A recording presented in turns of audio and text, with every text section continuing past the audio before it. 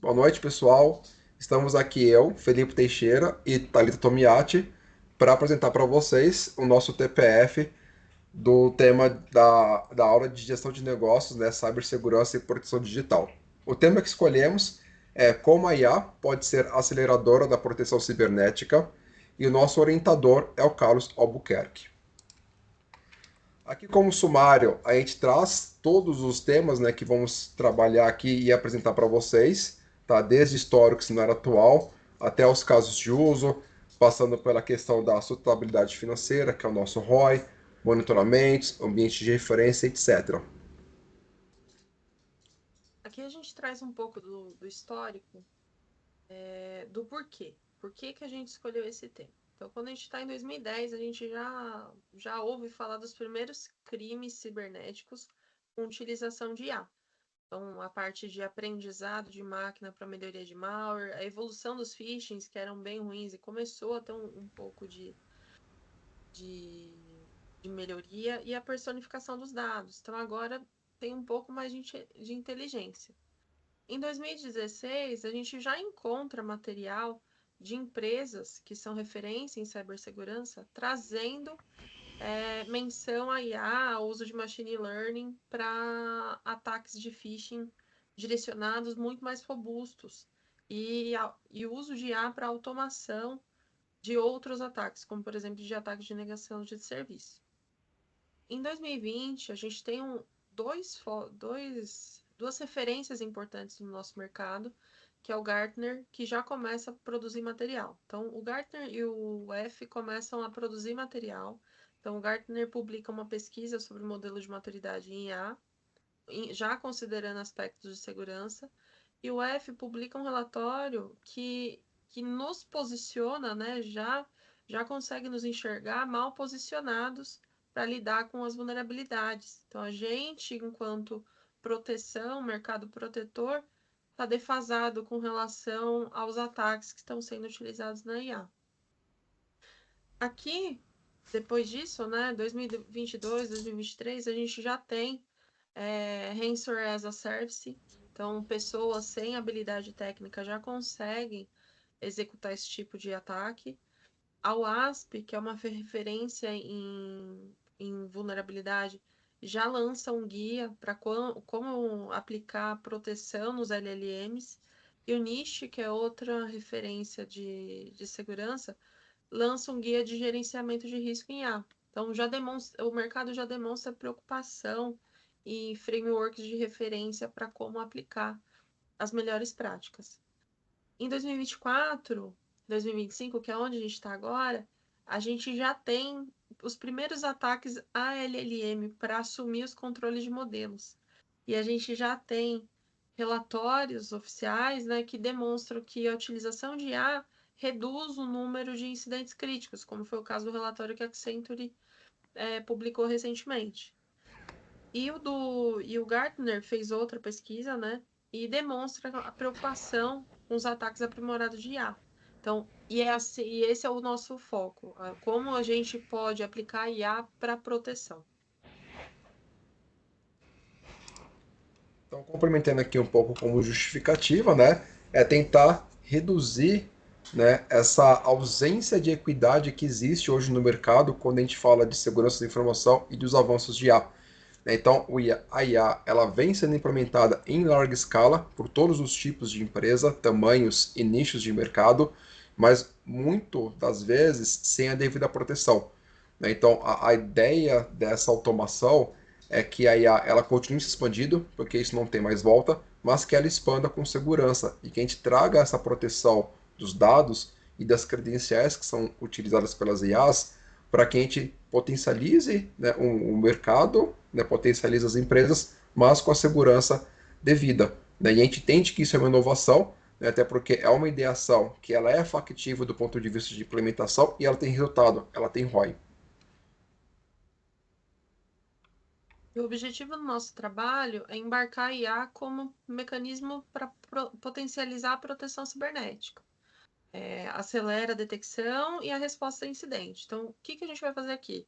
Nossa meta e resultados, a gente quer reduzir custo operacional, então os slides posteriores vão demonstrar isso.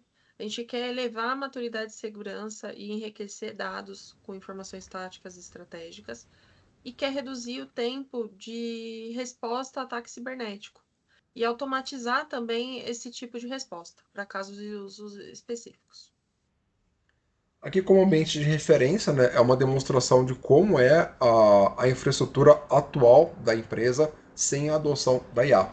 Então, a gente tem aqui um escopo proposto, né, de 300 servidores, 2.000 estações de trabalho, 2.500, né, funcionários, considerando 2.000 CLTs e 500 como prestadores de serviço, 200 smartphones corporativos, aqui a sua grande maioria com os executivos da empresa, uma série de soluções, né, como Farios EDR, que é uma solução, né, que olha a questão de vulnerabilidades nos dispositivos, notebook, desktop, né, com a ideia de detectar essas anomalias e reportar isso para um CIEM, CASB e o Entra ID da Microsoft, que é o responsável aqui no nosso contexto por trazer o risco de acessos de uma identidade e é também quem vai receber os inputs das IAs.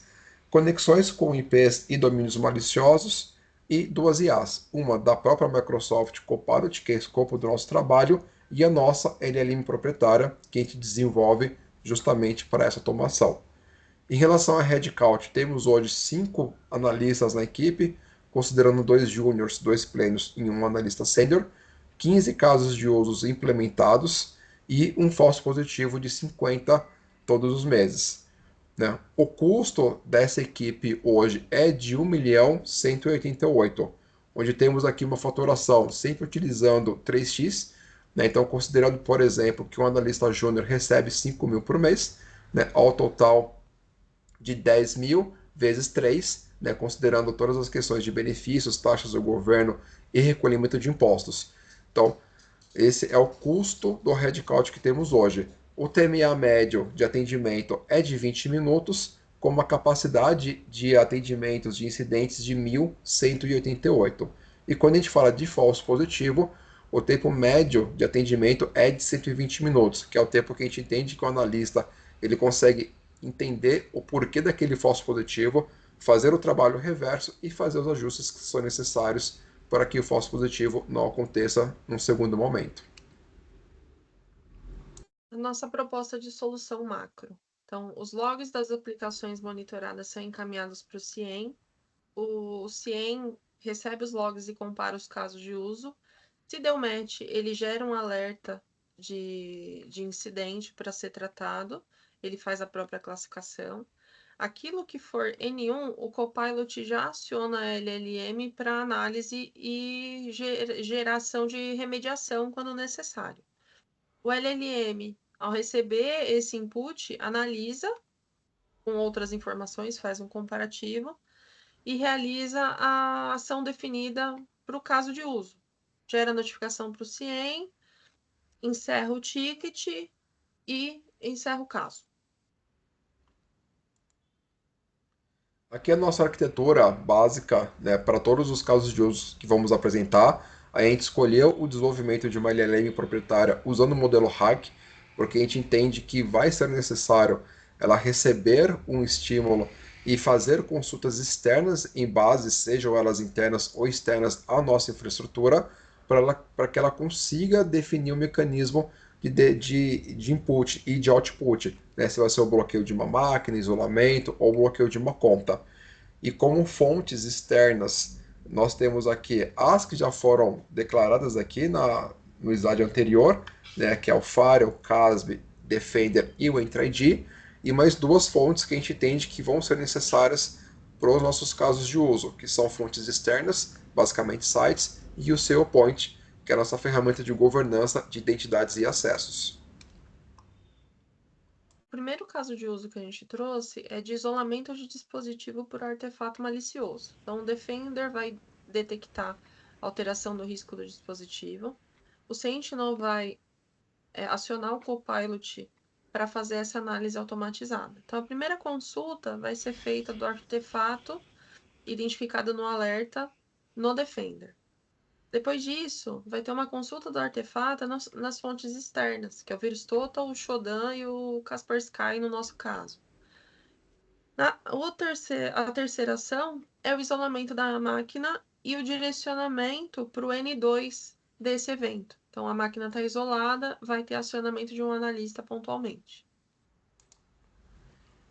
Aqui no nosso segundo caso de uso, né, a gente faz o bloqueio de identidade por uso suspeito. Então, a gente recebe ainda a notificação, né, inicialmente o Defender notificando o Sentinel que uma identidade X ela sofreu uma alteração de risco. Né? Isso, o Sentinel direciona isso para o Copilot e o Copilot aciona a nossa LLM. Primeira ação da nossa LLM é validar no Defender for Identity o que ocasionou aquela elevação de risco, aqui em muitos casos de médio para risco alto. Recebendo essa informação como retorno, a segunda call é argumentos, então ele vai questionar para o EntryID ou para o seu point algumas regras para gerar match para tomar uma terceira ação. Então vai identificar se aquela identidade ela sofreu alguma liberação de acesso privilegiado recente, se há alterações de localidade e horário do dispositivo utilizado para a utilização daquela identidade e se ela teve alguma alteração recente de MFA, seja de dispositivo ou de formato de recebimento do MFA, de aplicativo para SMS. Quando essas três regras elas dão match, a nossa LLM ela faz uma ação de isolamento da identidade. Então ela vai gerar o bloqueio da conta e do MFA e vai fazer toda a derrubada de todas as sessões ativas daquele MFA e gerando toda essa ação de isolamento e resets, ela direciona para o N2 para fazer uma análise, né, desse incidente para identificar se há alguma ação adicional a ser feita ou não. O nosso terceiro caso de uso é de troca de senha por atividade suspeita. Então, aqui, ao detectar uma atividade suspeita em uma identidade, o Sentinel já aciona o Copilot. Então, a primeira coisa é identificar a ação que gerou a suspeita dessa identidade e catalogar. Então, essa consulta é feita no Defender for Identity. A segunda validação é com relação à alteração de localidade, horário, ou se o dispositivo de acesso recente é um que ele já costuma acessar. Ele também valida se teve excesso de tentativa com senha inválida ou se teve falha no MFA. Depois dessa análise, ele vai gerar a troca de senha da identidade, reset da sessão ativa e direciona para o nível 2 para análise e registro desse incidente.